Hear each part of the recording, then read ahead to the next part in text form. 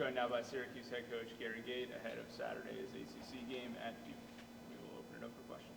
Gary, Billy, and Joey were in the top 25 cut for the tour-a-thon. I think we've kind of talked about Joey and why he's on that list, but how did Billy evolve to the point as a player where he's making lists like that? I just think he's, as one of our captains this year, he's been playing pretty well over the last couple of years, and I think he's developed some confidence, and he's certainly our leader on the defensive end and does a great job. So I think I'm happy that he's picked in the top 25.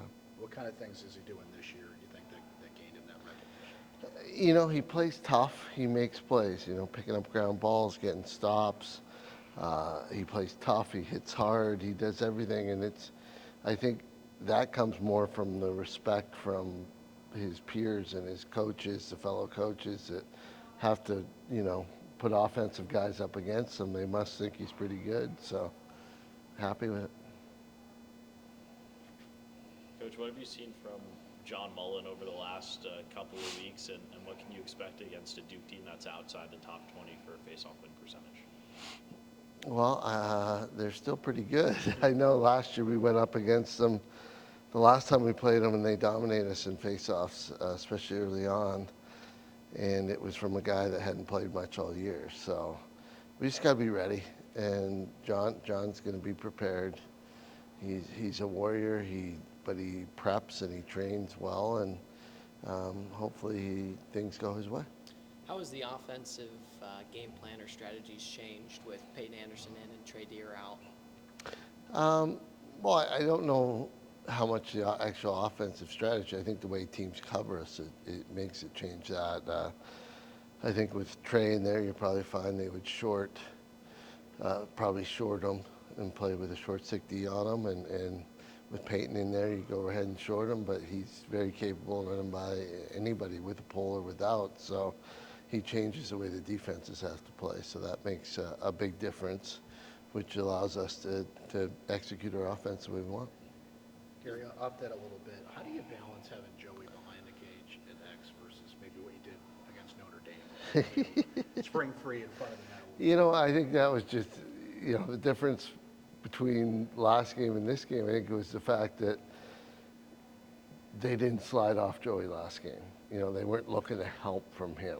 And I think that was a lesson that they learned by watching the game before. So it's like, okay, Joey may not have the ball, but you want to stay on him, because if you don't, he's going to get open and he can score. So I think that's kind of the lesson. Game plan, pretty much the same, just ready to play and execute. Coach March always has a couple different offensive schemes ready to go, and kind of reads the game and makes some adjustments as we go. So I think the plan is to get Joey in the right spot where he can make a difference. Obviously, a big part of that offense, was Finn Thompson before his injury. Is there any update on his status for the rest of the season? He's day-to-day now. He's back, so we'll see what happens. I'm not sure if he's ready to go yet or not. Coach, you talked about the defenses, a couple of teams that you've played, done a good job of sliding off of Joey, and that's allowed him to score. For the teams that don't do that and they kind of eliminate him from the equation, you've talked about several members of the offense, for your offense, stepping up and getting big-time goals. Just talk about, even though some games Splina might not get it done on the score sheet, how much he's impacting your offense and the rest of the guys on that unit. He's always impacting, because he takes the top defender most times and isolates them, and sometimes it allows the other guys to get open and make plays. So, and Joey, our other guys will pick for him and do other things to get Joey some opportunities. So, it's a team offense, team game, and I like what we have. We have guys that contribute from, the first and second line midfield. Every game they have the opportunities to contribute and make plays, and the attack as well. So. Gary, this is a much different Duke team from the aspect of the attack they had last year versus this year. Still some talented guys on that team. But how is your prep different Yeah, I think they had 3 pro, their attack went pro. Yeah, exactly. So not many teams have an entire attack unit that can go pro and play pro lacrosse. So they're definitely different. And but what typically happens is the team moves the ball better and becomes more of a team offense, not relying on superstars to get the job done. So although they don't have the same players, in some ways it'll help them with their offensive concepts and things like that. 2 more questions. Coach, a final true road game of the year for you guys. It was a slow start down in Virginia. Just what's the game plan to get going fast down in Durham? You know, we keep talking about it. We just got to be ready, and it's going to be warm out. That'll be positive. I think we're a warm weather game, being a dome team and that type of thing. So I'm hoping that motivates them, gets them ready. But we'll be prepped, ready to go, and hopefully we just execute at a high level from the beginning.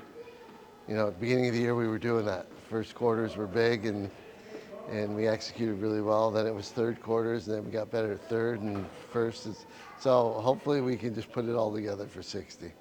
Gary, you guys have been, throughout the year, one of the top teams in the country in terms of a low rate of turnovers. Is that a result of something you emphasize at practice day in and day out? Or No, I think it's just the focus of winning the day every single day, and we focus on a high execution at practice, and so it just carries over to the game. And I think it's been nice to see that.